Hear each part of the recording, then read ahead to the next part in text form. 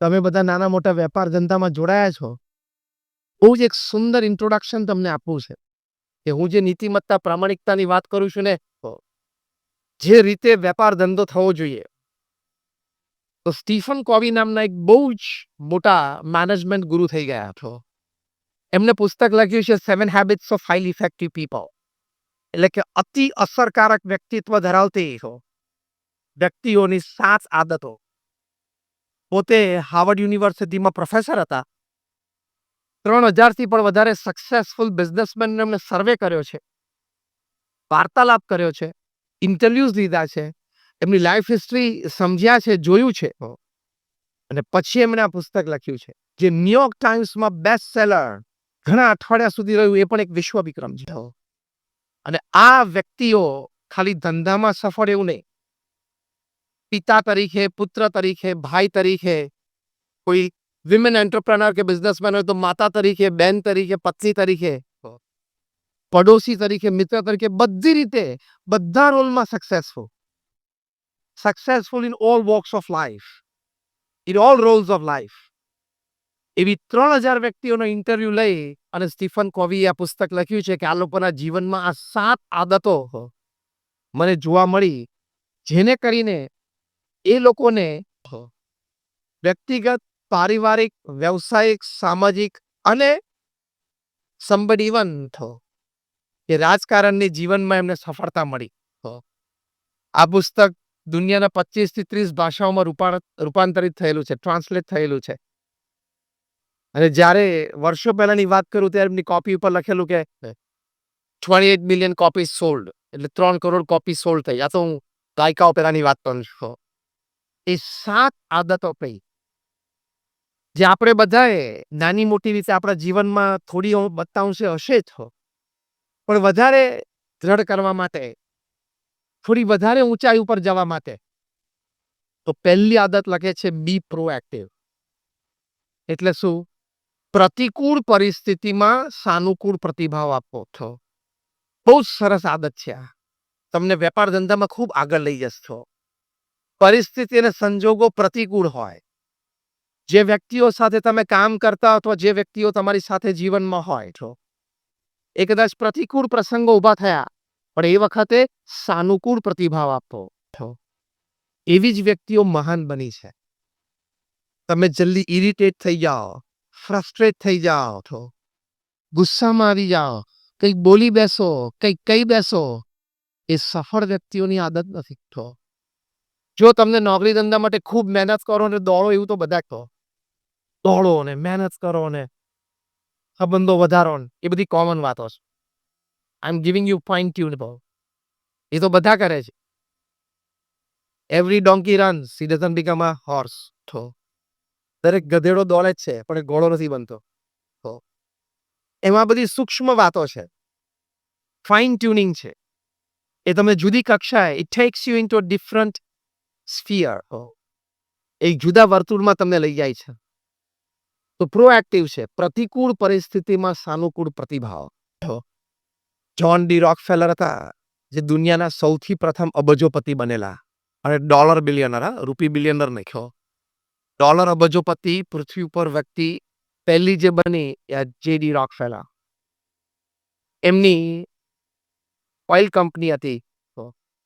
એક દિવસ એવો પ્રસંગ બન્યો કે એક કર્મચારીની ભૂલથી લગભગ $2 મિલિયન ખોટ ગઈ. આવું 60ના દાયકાની વાત છો. આજે પણ $2 મિલિયન એટલે શું રકમ થઈ? આ 60ના દાયકાની વાત છો. $20 લાખ. જેડી રોકફેલર સીએમડી કંપનીને એમને આ પ્રસંગની ખબર પડી. એમણે આખી બેકગ્રાઉન્ડ હિસ્ટ્રી પ્રસંગનો મંગાવ્યો, ઇન્ટરનલ સર્વે કરીને, અને એમની પાસે ટેબલ ઉપર આખો રિપોર્ટ આવ્યો. એટલે એમણે એ કર્મચારીને બોલાવ્યા. એટલે પેલા કર્મચારીને એમ થયું કે હવે મને ફાયર કરશે, મારા પક્ષ અને બોનસીસ પણ મને નહીં મળે, એટલે મારે તો નોકરી ગઈ. બહુ ધ્રુજતા એ રોકફેલરની ઓફિસમાં આવ્યા અને ઊભા રહ્યા. રોકફેલર એમને ચેર ઓફર કર્યો, બેસો. રોકફેલરના મૂડ અને આવકારથી એને થયું કે સાહેબ એટલા ગુસ્સામાં તો નથી, કદાચ નોકરી બચી પણ જાય. પ્રતિકૂળ પરિસ્થિતિમાં સાનુકૂળ પ્રતિભાવ. પછી પાણી આપી, કમ્ફર્ટ આપ્યું.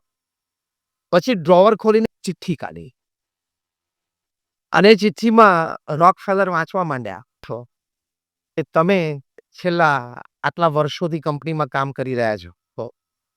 તમે કંપની માટે આટલા પ્રોજેક્ટમાં ખૂબ સારું યોગદાન આપ્યું હો. તમારા નાના મોટા નિર્ણયોથી કંપનીને આટલો લાભ થયો છે.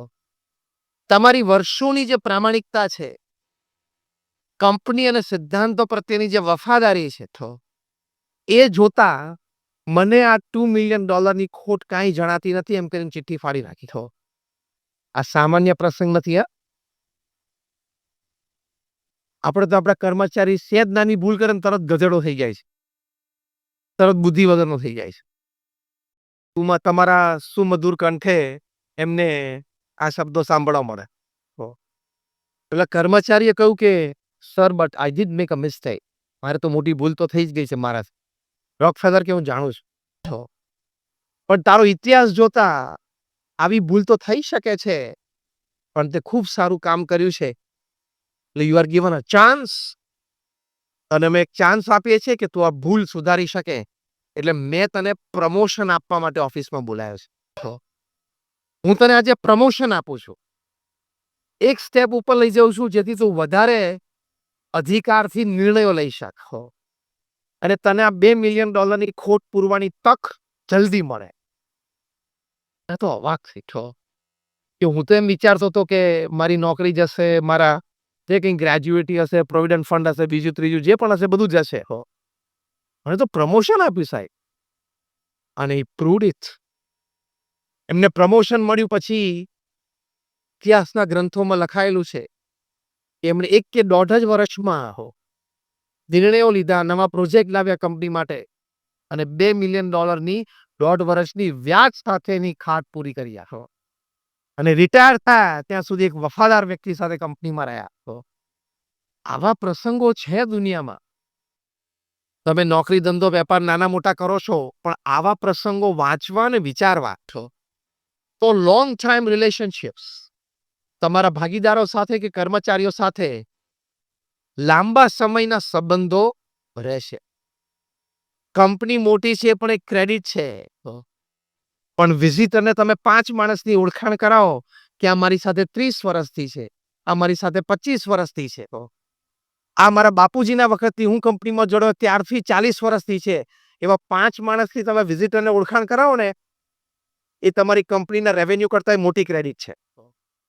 પણ that happens by these values, proactivity, પ્રતિકૂળ પરિસ્થિતિમાં સાનુકૂળ પ્રતિભાવ. નાના પ્રસંગ બનતા હોય એમાં પણ હંમેશા પોઝિટિવ રહેવું, સામેવાળાને અનુકૂળ થવું. બેસ્ટ રસ્તો જેમાં હું સચવાઈ જાઉં, સામેવાળો વ્યક્તિ સચવાઈ જાય, પરિસ્થિતિ સચવાઈ જાય, એવું જ વિચારતો. આણે ખોટું કર્યું છે ને, હવે દંડ થવો જ જોઈએ. હું સચવાઈ જવું, વ્યક્તિ સચવાઈ જાય, પરિસ્થિતિ સચવાઈ જાય, અને આપણા બધાનું સારું દેખાય એવો વિચાર હંમેશા કરવો, તો ખૂબ પ્રગતિ થશે. This is called proactivity. એટલે કોઈ વાતનું ખોટું ના લગાડો, કોઈ વાતના શબ્દો મનમાં ધારી ના લેવા. એટલે કદાચ કોઈ બોલી ગયું તો બહુ લાંબુ વિચારવાનું છો. તે દિવસે પેલા આમ કહ્યું છું, હવે હું યાદ રાખવાનો, હવે ટાઈમ મળશે એટલે હું એને સંભળાવીશ. તું તારું મગજ બગાડે છે. અર્ઘ્યાજીત, તારે કેટલી મોટી પ્રગતિ કરવાની છે, તું એ રસ્તા પર ચાલવા માંડ ને. અમે ત્યાં દિલ્હી અક્ષરધામમાં બહુ જ ફર્સ્ટ સ્ટેપ ઉપર અક્ષરધામમાં તમે જાઓ, ત્યાં પરિક્રમામાં સુંદર એલિફન્ટ સ્ટોરીઝ મૂકી છે, હાથીની બધી વાર્તાઓ, જેમાંથી માણસે બહુ શીખવાનું છે. એમાં એક વાર્તા આ છે કે હાથી ચાલ્યો જાય છે અને પાછળ ઘણા બધા કૂતરા બસે છે. હાથી કોઈ કૂતરાની સામે જોતો એની મસ્તીમાં ચાલ્યો જાય છે. એમાં કોકના અભિપ્રાય ઉપર શું જીવવાનું? If you lead, even if you consider somebody's opinions for you in negative terms, you will never progress. લોકો તો બોલવાના જ, એટલે આપણે હંમેશા પોઝિટિવ રહેવું. બહુ જૂની વાર્તા છે પણ હકીકત છે. શિવજી, પાર્વતીજી અને એમનો પોઠિયો ચાલતા જતા હતા. તો પહેલા ગામમાં આવે ને તો એક જણો કે, "બે જણા મૂરખ છે. પોઠિયો આટલો મોટો છે, 2 જણા ઉપર બેસવું જોઈએ ને. ચાલવાની તકલીફ શું કામ લેવી?" 2 જણા બેઠા. બીજું ગામ આવીને તો એક જણો એક બોલ્યો કે, "આ પોઠિયા ઉપર બેસીને દયા આવે છે, 2 જણા ચડી જાય તો સવારી કરે." એ પછી શિવજીને એમ થયું કે હવે 2 જણા ઉતરશું પાછું ત્રીજા ગામમાં લોકો આવું જ બોલશે તો. એટલે શિવજીએ પાર્વતીને કહ્યું, "તમે બેસો, હું ઉતરીને ચાલું."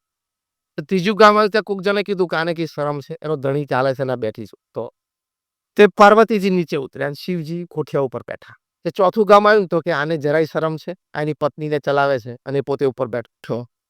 શિવજી કે હવે આપણે બધી પરિસ્થિતિમાંથી પસાર થયા, હવે આપણે જેમ ચાલવું એમ ચાલો. તમે જે કરશો એમાં લોકો બોલશે. જે કરશો ને એમાં લોકોને કંઈક કોમેન્ટ છે.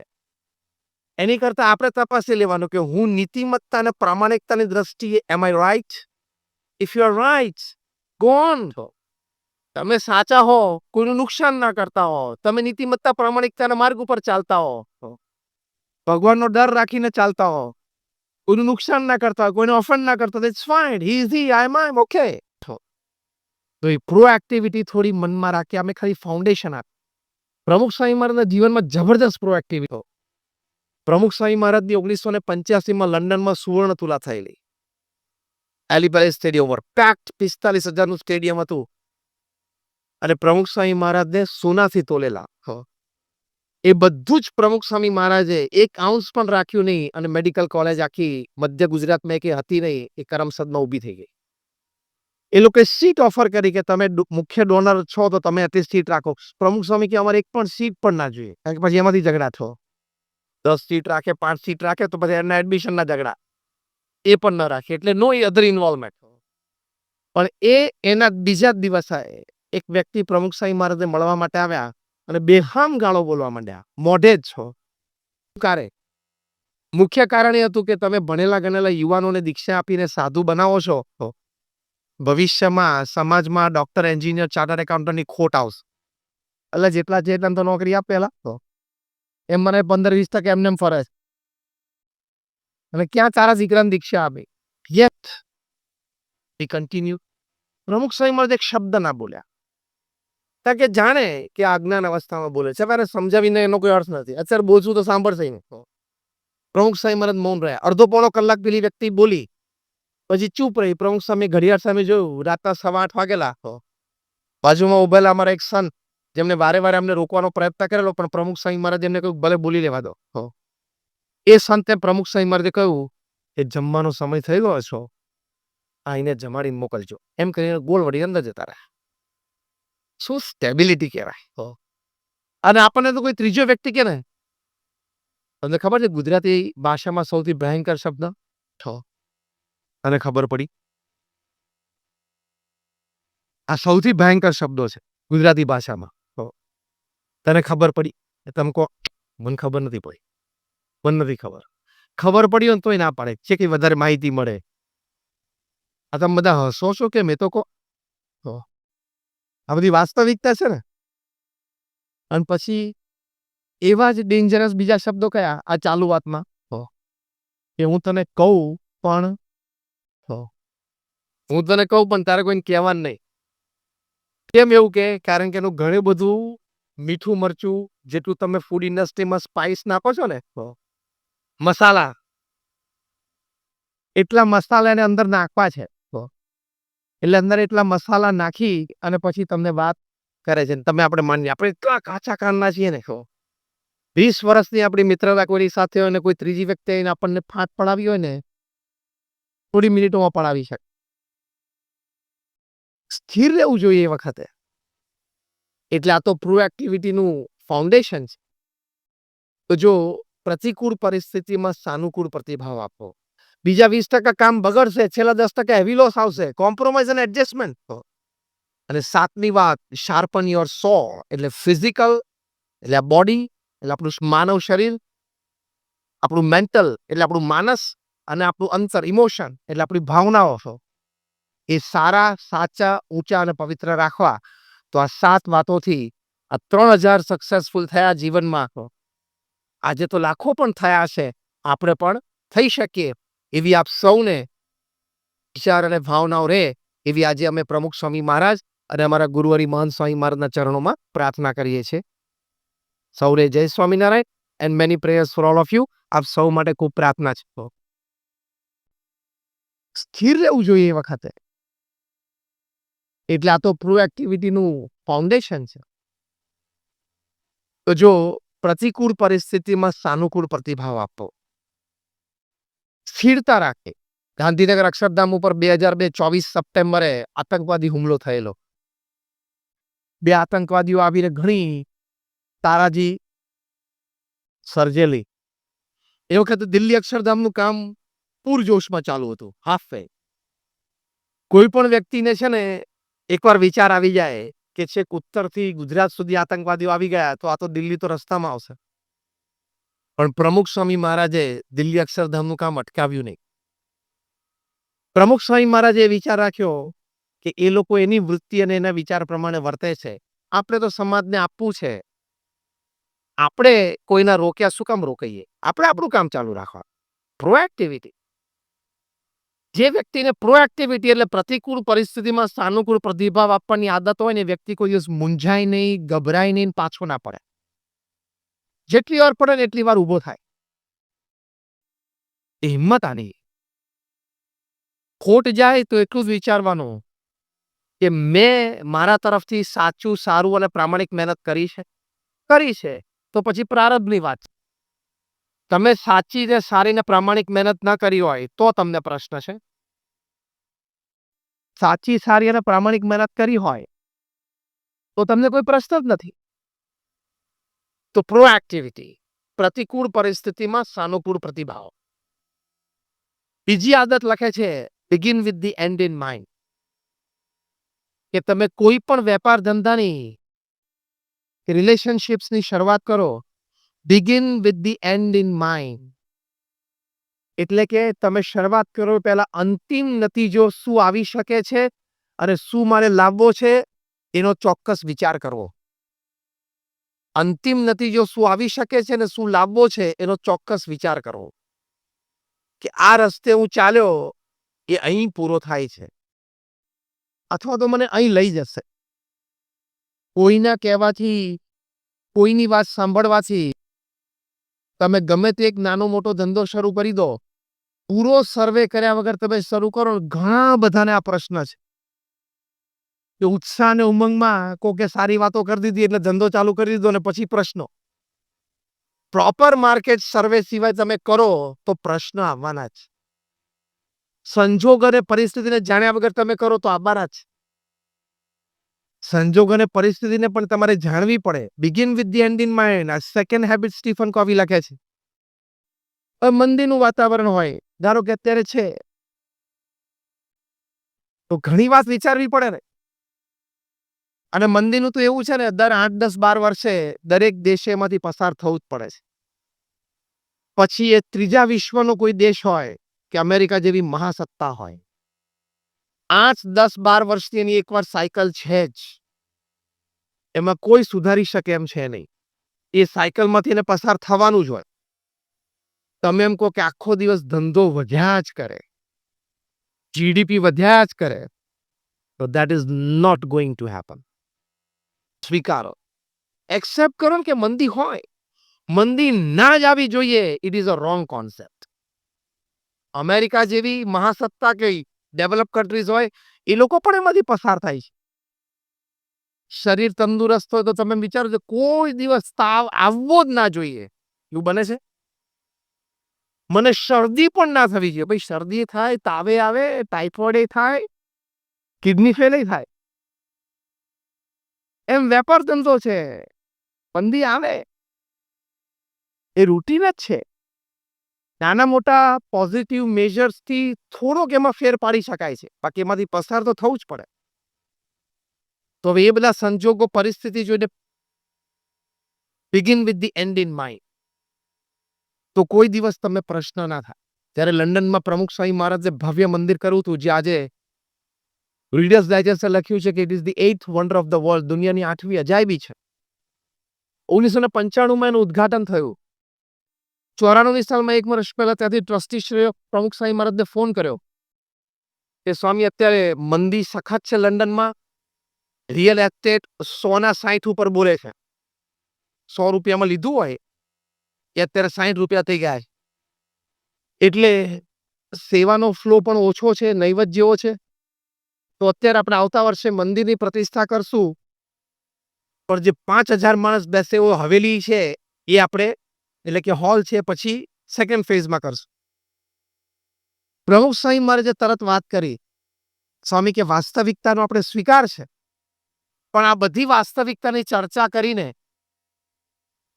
આ પ્રોજેક્ટ માટે પથ્થર ક્યાંથી આવશે, માણસ ક્યાંથી આવશે, લાકડું ક્યાંથી આવશે, કારીગર ક્યાંથી આવશે, બધું જ મેં વિચારી રાખ્યું છે. અને પછી પ્રમુખ સ્વામી મહારાજે આખો આઈડિયા ડિસ્ક્લોઝ કર્યો, જે વાસ્તવિકતામાં મીટિંગોમાં પહેલા ચર્ચિત હતો. પ્રમુખ સ્વામી મહારાજ ત્યાં પધારે, પોતે એક્સ્ટ્રા પુરુષાર્થ આપ્યો આ પ્રોજેક્ટને વેગવંતો કરવા માટે. અને એમના વિચાર પ્રમાણે 1995માં મંદિર પણ ઉદ્ઘાટિત થયું, જેમાં સુંદર ભારતીય સંસ્કૃતિનું દર્શન પ્રદર્શન છે. આજે લંડનની કોઈ સ્કૂલ બાકી નથી કે જેના છોકરાઓ ત્યાં આવ્યા ના હોય, કોઈ કોલેજ બાકી નથી. પણ begin with the end in mind. તમે કોઈ પણ પ્રોજેક્ટની શરૂઆત કરો તો શું શું તકલીફો આવી શકે છે એ પણ લખવું પડે. It should be in black and white. સામે આ પ્રશ્ન આવે તો મારી પાસે આ એનો ઉપાય છે એ પણ લખી રાખવો પડે. સમજીએ કે આખો રોડ ન દેખાય, પણ તમે ગાડીમાં બેઠા પછી હેડલાઇટ ચાલુ કરો તો 15 ફૂટનું તો દેખાવું જોઈએ કે નહીં?